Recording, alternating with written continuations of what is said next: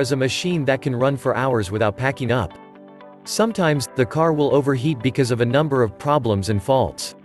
Here is what makes a car overheat and how to avoid it in the future to give you a flawless road trip.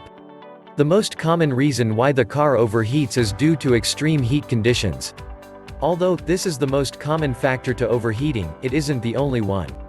Cooling system leaks. Every engine must have a cooling system. It either has to be air-cooled or it has to use liquids in the cooling system. There may be a time where a leak might be present if a seal hasn't been installed properly. The leak drops the pressure in the car, making less liquid travel throughout the engine. Block. A collection of debris in the engine is not uncommon, but it isn't normal. Debris could be made up of dust particles that have been collected. There could also be a thermostat that has not opened properly. Failed water pump. This cause of overheating is one of the more common reasons. This car part assists the circulation of the coolant and maintains it. There could be an instance where the bearing could wear down and ultimately fail, stopping the coolant from circulating around the engine.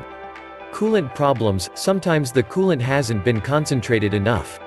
This is usually a problem in the colder climates and cooler weather conditions. If the coolant gets too cold, it will become thicker and more gel-like and block the pipes of the cooling system. To avoid your car from packing up when it's hot, you need to switch the air conditioner off and open your windows at the first sign of overheating. You can turn the heater or blower on to transfer the heat into the car. It might be uncomfortable for you or any passengers you have in the car, but your engine won't give up when doing this. You can let the car idle and rev it so that the water pump and fans can work faster to cool the engine down.